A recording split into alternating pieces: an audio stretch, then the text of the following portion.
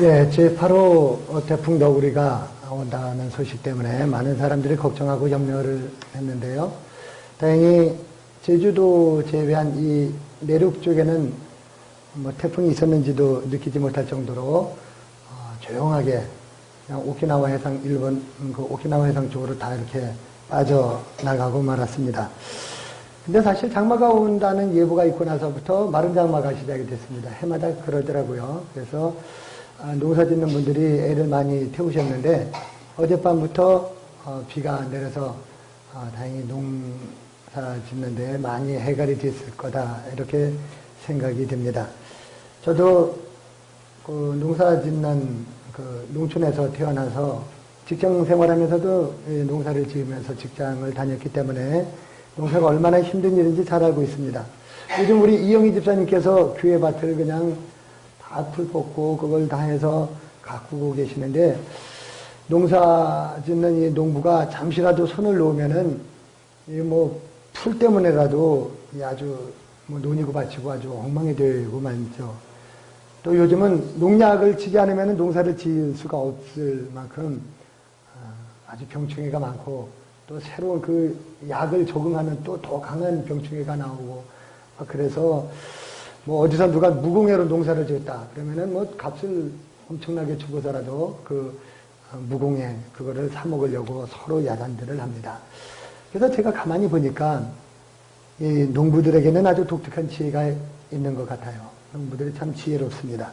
때를 분별할 줄 알고요. 절기를 따라서 이 천기 이 세상의 이 흐름에 아주 순응하면서 하늘의 뜻에 잘 이렇게 맞추어서 살아가는 사람들이 바로 농부인 것 같습니다. 자연의 흐름을 아주 잘 타죠. 도시 사람들이 아무리 똑똑하고 잘났다고 해도 이 농촌에 계신 분들을 따라가지는 못할 것이다. 그런 생각을 제가 해봤습니다. 우리 농촌에 계시는 분들이 겉으로 보기에는 좀 어리숙해 보이고 좀 순박해 보이고 좀 그런 것 같아도 정말로 하나님과 하나님의 마음을 가장 잘 아는 하나님의 마음처럼 움직이는 그런 분들이 아닌가 그런 생각을 해봤습니다.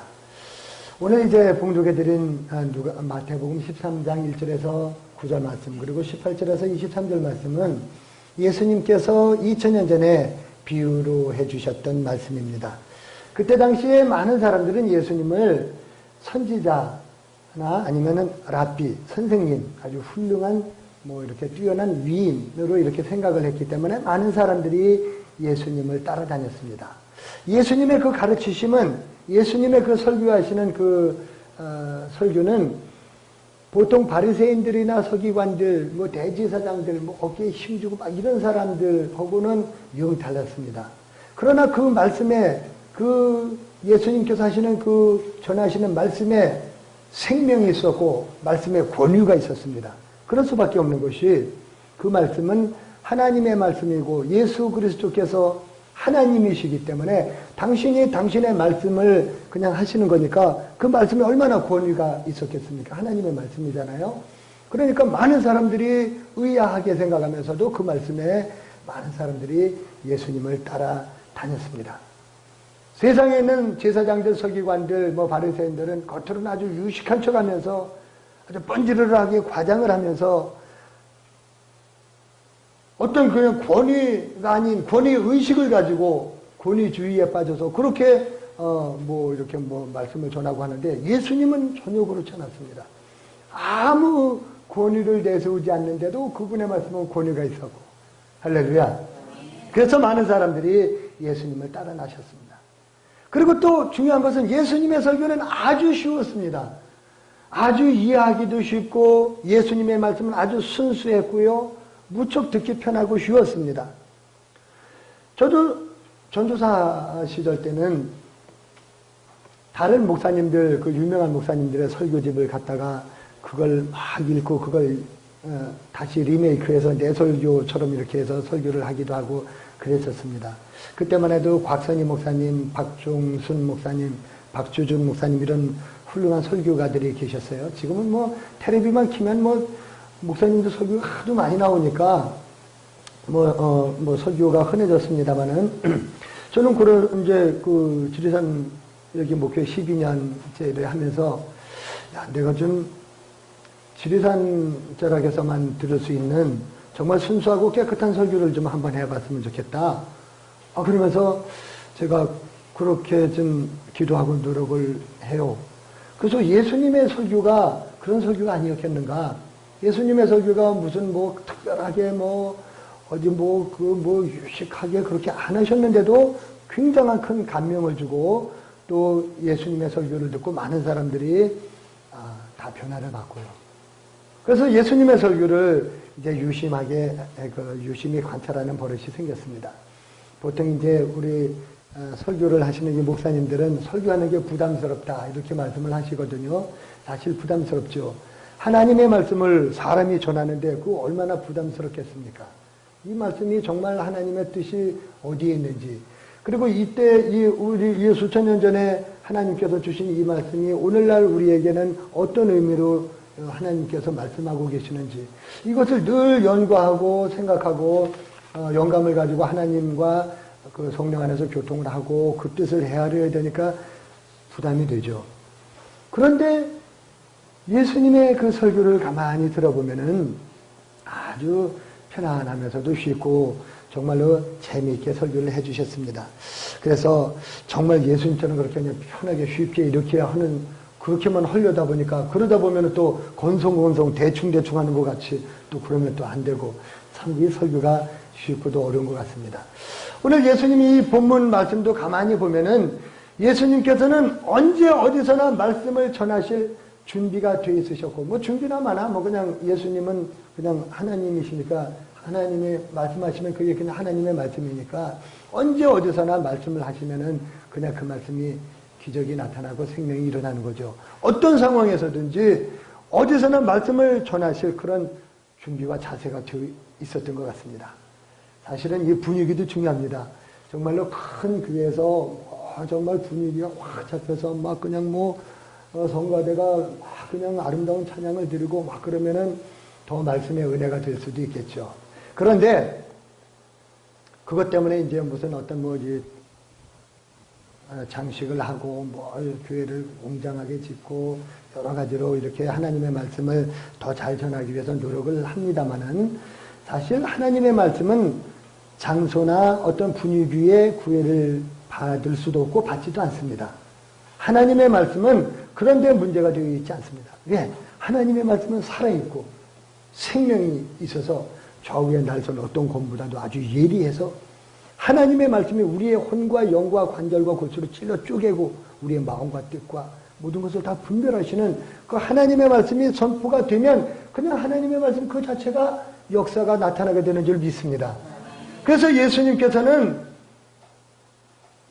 그 말씀을 어디에서 전하든지 막 역사가 일어나는 거예요. 그래서 저는 그 말씀을 전할 때가 되면 또 주일 또 말씀을 전할 때가 되면 막 힘이 나고 막 신이 나고 힘도 생기고 막 그렇습니다. 그래서 우리 교회 성도님들 많지 않지만 교회 성도님이 많지 않으면 어때? 아니 시골 교회면 어때? 그게 무슨 문제야? 그게 무슨 하나님의 말씀에 무슨 하등의 영향을 끼칠 수 있어? 아무 문제 안 되잖아요. 그래서 하나님의 말씀을 전할 때가 되면은 막 신이 납니다. 여러분 죄송합니다만 자리도 불편하잖아요. 보통 교회 같은 경우 그냥 신발 신고 그냥 이렇게 들어가서 편하게 예배드리고 자리도 좋게 이렇게 돼 있으면 더 좋은데, 사실 오늘 본문 1절 말씀을 읽어보면은 예수님께서 이제 회당에서 말씀을 전하시다가 그 집에서 회당에서 나오셔서 바깥으로 나가서 바닷가에 앉으셨습니다. 그랬더니 엄청나게 큰 인파가 막 예수님께 꾸역꾸역 몰려오는 거예요. 그러면서 예수님께서 이제 그 많은 사람들에게 말씀을 전해야 되는데 사람들은 많이 몰려오고 어떻게 말씀을 전할 방법이 없을까 싶어서 그 바닷가니까는 배에 오르셔서 배에 이만큼 타시고 이제 나머지 많은 사람들은 그 해변가에 이제 다 서서 예수님의 말씀을 듣는 겁니다. 강대상도 없고요, 마이크도 없고요.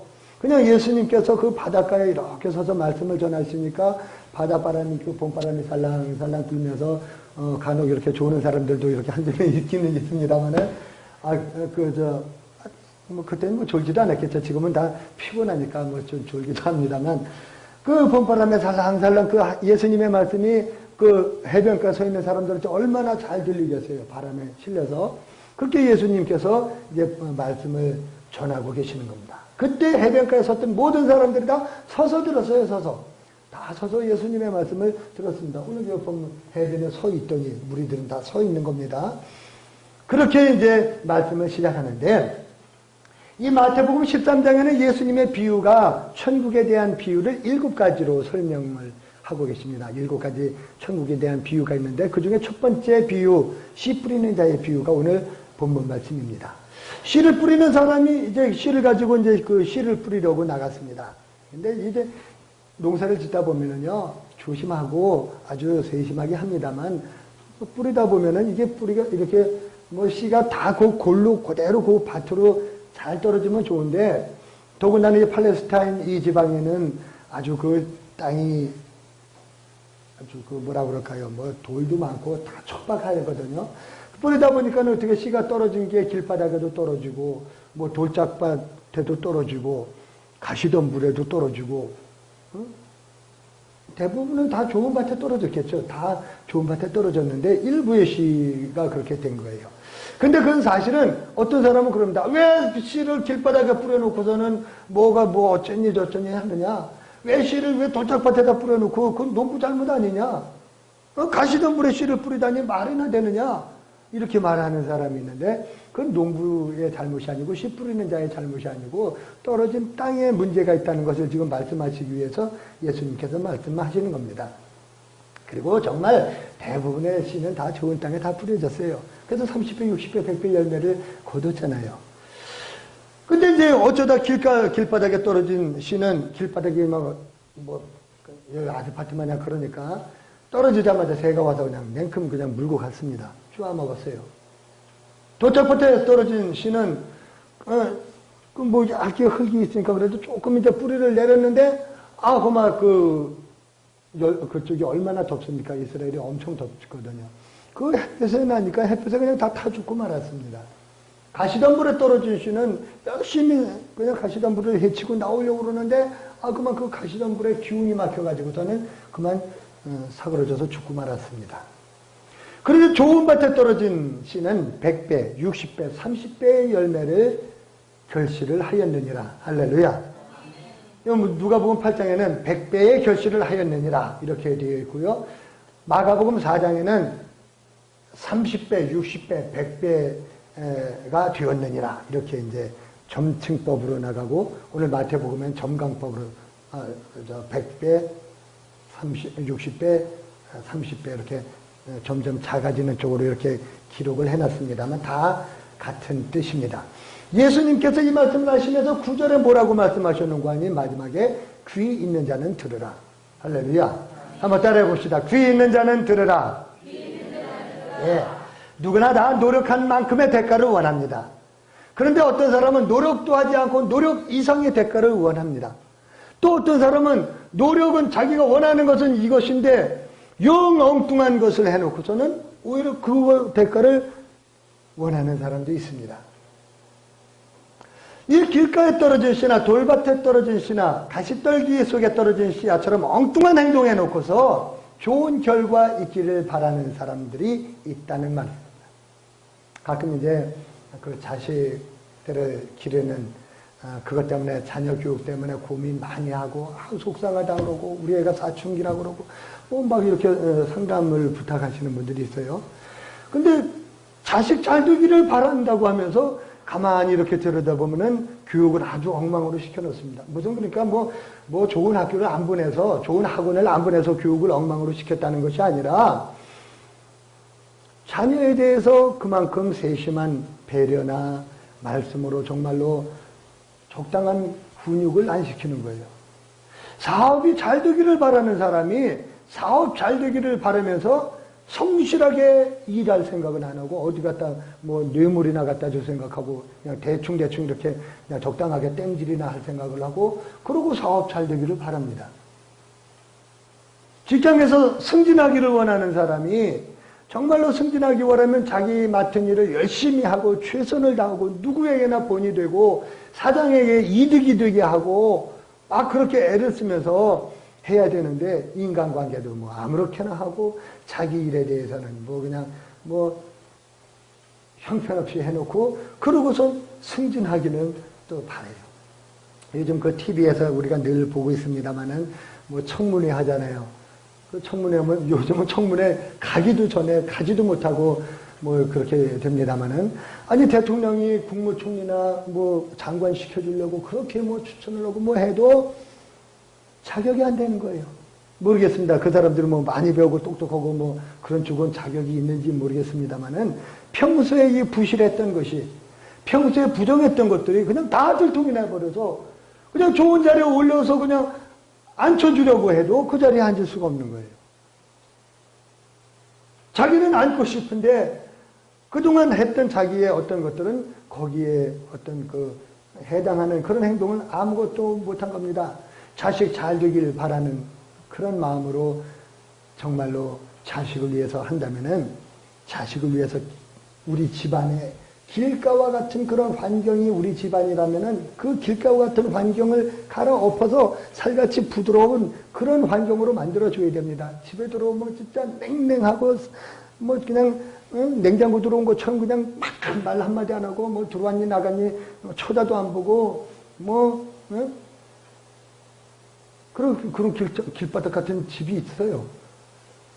돌짝 같은 그런 환경 있는 집도 있습니다. 그런 집은 돌도 골라내고 흙도 좀 부드럽게 만들어줘야 됩니다. 가시떨기 같은 환경이라면 풀도 뽑고 잡초 제거해서 다시는 이 가시떨기 같은 것이 자라지 못하도록 그렇게 해줘야 됩니다. 집안에서 늘 찬송 소리가 나고 책 읽는 소리가 나고 또 그 집안에서 이런 어떤 음악 소리가 나고 웃음 소리가 나고 그러면 그 집 아이는 잘 되지 말라고 해도 저절로 잘 되죠.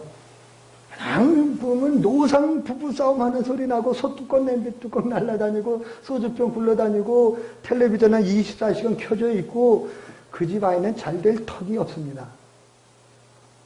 여러분 온 가족이 예수 믿고 다 가족이 손잡고 교회 나오면서 예배드리고 자녀의 머리에 손을 얹어서 기도해주고 저녁이 되면은 아이 눕혀놓고선 잘 자라고 이마에 뽀뽀해주고 그 아이 잘 되는 거 당연한 거 아니겠습니까? 그 가정 분위기가 좋은 분위기가 되면 저절로 아이는 잘 되는 겁니다. 30배, 60배, 100배 열매 맺는 거예요. 천국 복음도 마찬가지입니다. 아무리 수천 명이 나와서 예배를 드려도 이 모인 회중 가운데는 길바닥 같은 사람이 있고 심령이 돌짝밭 같은 사람이 있고 가시떨기 같은 그런 심령을 가진 사람이 있습니다. 물론 대다수의 성도님들은 다 좋은 밭을 가졌겠죠.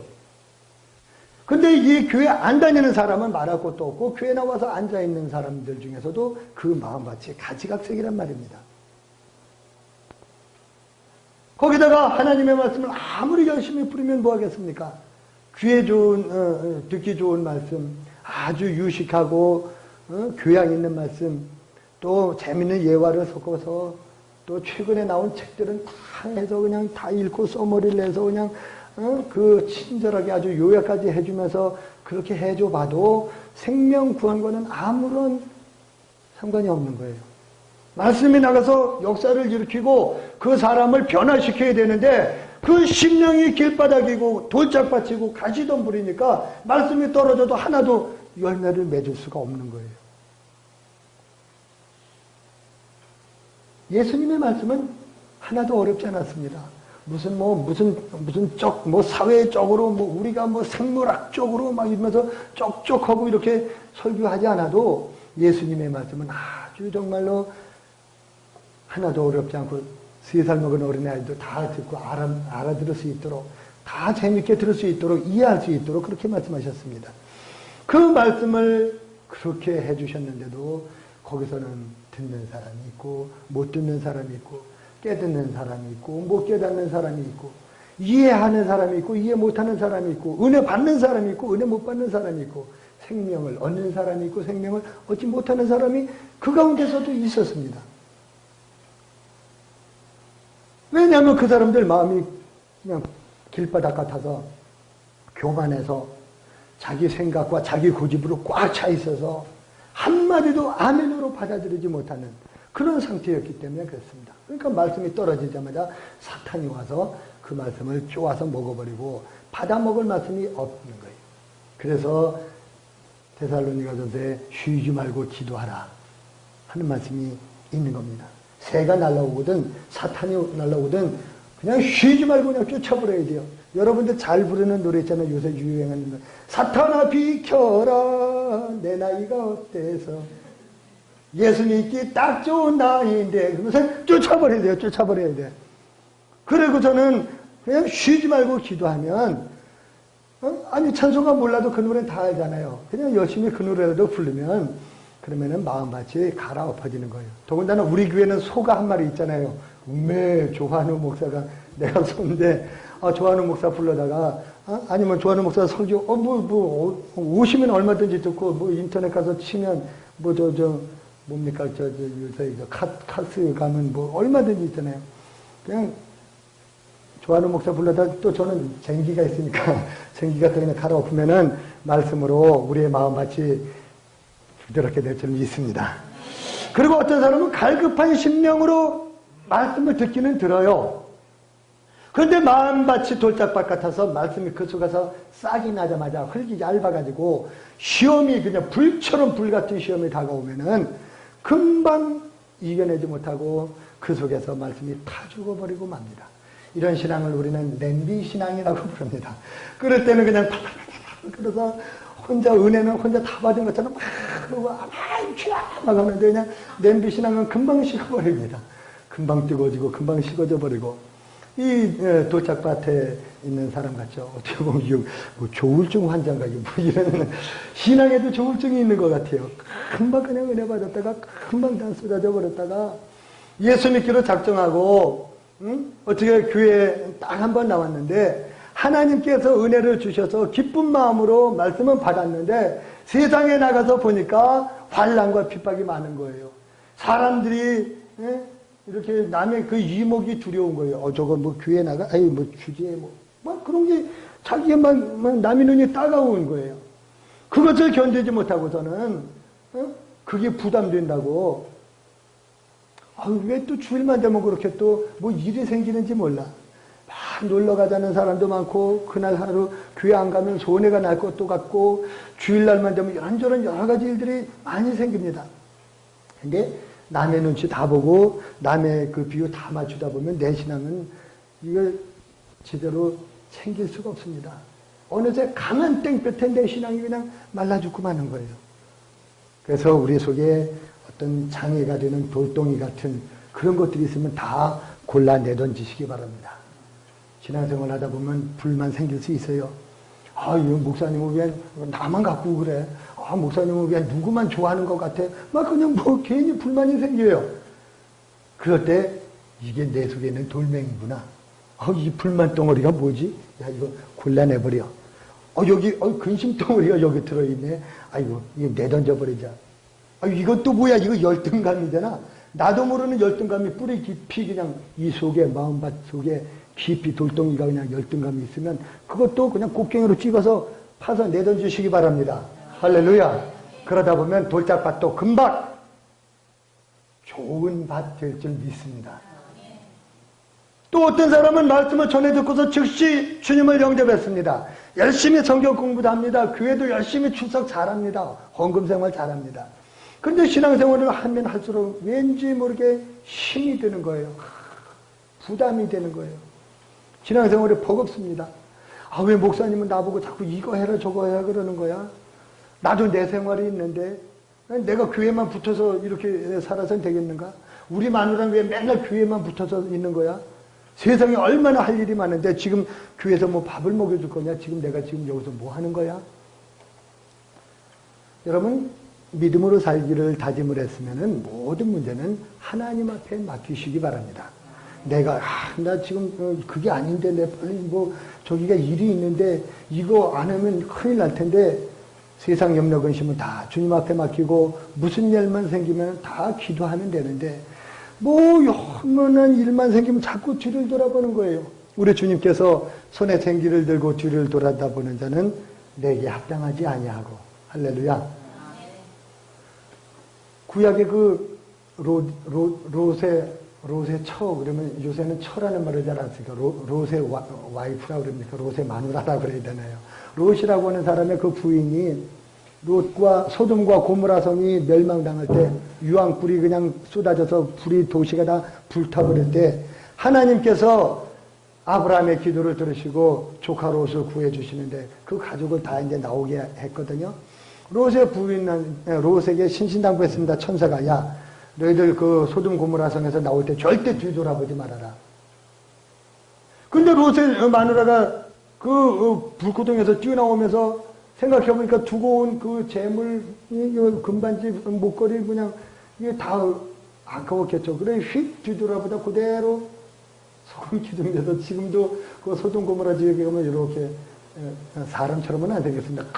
큰 바위 기둥이 있는데 그게 롯의 철하고 그 소금 기둥이 있습니다. 그 지역은 그 염해 그쪽이라 다 그냥 길바닥이고 뭐고 다 소금이에요. 돌덩어리도 소금이고 그 소금 기둥이 있습니다. 그래서 우리가 근심 걱정했을 땐 찬송하세요. 너 근심 걱정 말아라 주 너를 지키리 주 날개 밑에 거하라 주 너를 지키리. 하나님께서 우리를 지켜주시는 것을 믿고 내가 복음을 받고 예수 믿기로 작정했으니 주님 책임져 주세요. 나는 주께로 갑니다. 할렐루야. 무슨 걱정이 그리 많아서 옛날 사람 어르신들이 걱정도 팔자야 그러더니 진짜 걱정도 팔자인가 봐. 뭐 그렇게 걱정하시는데 걱정을 만들어서 막 하죠. 아직 오지도 않은 일에 대해서 걱정하고 염려하고 막 그냥 코가 속잖아 쭉 빠져가지고 그러고 있으면 신앙이 자라기가 어렵습니다. 세상의 염려와 재물의 그 유혹에 갈아맞혀서 결실할 수가 없습니다. 그래서 육신의 정욕과 안목의 정욕과 이생의 자랑 이 모든 것은 다 십자가에 다 못을 박으시기 바랍니다. 세상 모든 욕망과 나의 모든 정욕은 십자가에 이미 못을 박았네. 어두운 밤이 지나고 무거운 짐 벗으니 주의 영이 함께합니다. 할렐루야. 주님 앞에 다 맡기시기 바랍니다. 우리 교회 사실 뭐 교회에서 봉사할 기회가 별로 없는데요. 저 도시 큰 교회 가보면은 얼마나 대단한지 몰라요. 주일학교, 교사, 성가대, 뭐 끝나면 여전도회 무슨 뭐 각 부서에 소속이 돼 있어가지고 낮이고 밤이고 봉사할 일이 많습니다. 정말 충성들이 대단합니다. 이번에 이제 다음 달에 서울에 있는 송천교회하고 대구에 있는 동로교회라는 두 곳에서 이제 우리 교회로 선교, 봉사 선교를 와요. 와서 이제 이 지역에 복음 전하고 이 지역 어르신들을 이렇게 돌봐드리고 우리 교회를 위해서 막 애를 많이 써주실 것인데 그분들이 얼마나 기도 많이 하는지 모릅니다. 자기 돈 내서 회비 내고 교회에서 재정 대주고 자기 휴가 시간 빼서 그 귀한 시간을 금쪽 같은 시간을 여기 시골에 와서 그렇게 봉사하는 거예요. 얼마나 대단한 봉사입니까? 또 송천교회에서는 우리 교회 지붕이 이게 여기가 원래 교회 끝이고 여기다 또 옛날에 이렇게 달아내서 해마다 이렇게 비만 오면 이게 되는데 그 문제를 지금 부탁을 드렸더니 한번 의논을 해보겠다고 그렇게 말씀을 해주셨는데 그거 다 돈 들어가는 일이잖아요. 사실 우리 같은 시골 미자립 교회에서 신앙생활 하시는 여러분들도 참 귀하고 저 도시의 그 지하 상가나 이런 데서 개척교회에서 신앙생활 하시는 분 정말 귀하지만 도시의 큰 교회에서 신앙생활 하시면서 충성 봉사하시는 분들 그런 분들 정말 대단한 분들입니다. 우리들 우리가 뭐 아무것도 하는 거 없잖아요. 정말로 그 사람들 열심히 해요. 근데 조금 힘들다고 쓰러지고 조금 저기 하다고 넘어지고 자빠지고 그 열매를 맺을 수가 없습니다. 세상의 염려, 재물의 유혹 이런 것은 과감하게 띄워버리고 가시덤불 같은 이 세상을 헤쳐버리고 믿음으로 승리하시기 바랍니다. 마지막으로 좋은 땅에 뿌려진 씨가 있습니다. 아마 모든 목회자들이 그렇게 생각할 거예요. 야, 요런 좋은 밭에 떨어진 요런 성도들만 좋은 밭 같은 이런 성도들만 내가 모시고 목회를 하면 참 거기에 복음을 잘 뿌리면 얼마나 좋을까 그 생각들을 하실 텐데, 사실 우리 교회 성도님들은 대다수 그런 분들이죠. 정말 좋은 밭에 가진 여러분들이신데 마음밭이 아주 기름지고 살처럼 부드러워서 말씀만 뿌리면은 아멘 아멘 잘 받고, 말씀을 받으면 당장 나가서 그냥 순종하고 봉사하고 열매를 맺고 결실하고 30배, 60배, 100배의 이런 결실을 맺는 여러분들 정말 저 사랑하고 존경합니다. 세상에도 그런 말을 합니다. 사람이 마음을 잘 써야, 마음을 곱게 써야 복을 받는다. 마음을 잘 써야 된대요. 태평양 한가운데 그 유람선 하나가 동동 떠갑니다.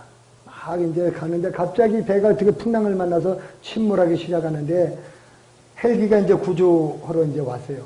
거기서는 사다리를 쭉 내리니까 사람들이 서로 올라가려고 이제 사다리를 붙들고 매달렸는데 남자들이 힘쓰니까 남자 10명 매달리고 끝에 여자 하나가 매달려서 11명이 매달렸습니다.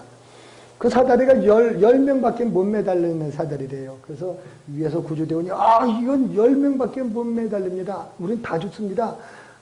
누군가 한 분은 제발 좀 양보하시기 바랍니다. 방송하니까는 남자들은 서로 눈치 보면서 아무도 양보 안 하는 거예요. 그 여자가 제가 양보하겠습니다. 저는 평생 동안 남편을 위해서 희생하고 평생 동안 자식 위해서 희생하고 이제 마지막으로 제가 여러분들을 위해서 희생하겠습니다. 그랬더니 남자들이 좋아가지고 환호성을 치면서 박수를 치는 바람에 다 떨어져서 다 죽고 그 여자 혼자 살았대요. 그래서 참 마음 잘 써야 되는데, 마음 곱게 쓰는 사람들은 정말 하나님 앞에서도 겸손합니다. 아멘도 잘하고 순종도 잘하고 열매도 잘 맺고 좋은 밭 되는 줄 믿습니다. 요한복음 15장에 나는 포도나무요 너희는 가지라. 내가 그 안에, 그가 내 안에 있으면 이 사람은 과실을 많이 맺나니 나를 떠나서는 아무것도 맺을 수 없느니라. 정말로 우리가 주 안에 있고 말씀 안에 있으면은 우리가 열매를 맺습니다. 여러분들 주님과 동행하시기 바랍니다. 말씀과 동행하시기 바랍니다. 말씀을 묵상하고 말씀대로 살려고 생각을 하고 말씀을 또 가서 나가서 뿌리면 여러분들이 뿌린 그 좋은 씨앗이 또 좋은 땅에 떨어지면 열매를 많이 맺게 될 줄 믿습니다. 그래서 저는 이 어렵고 힘든 세상을 살아갈 때 늘 그 찬송을 부릅니다. 나는 예수 따라가는 십자가 군사라. 주 이름 증언하기를 외주저하리요.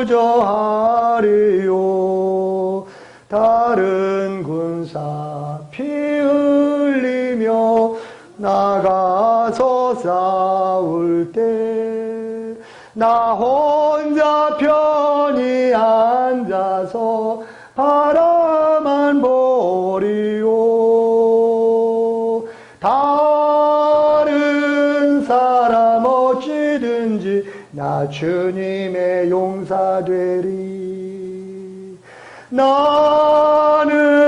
주의 군사 되어 충성을 맹세하여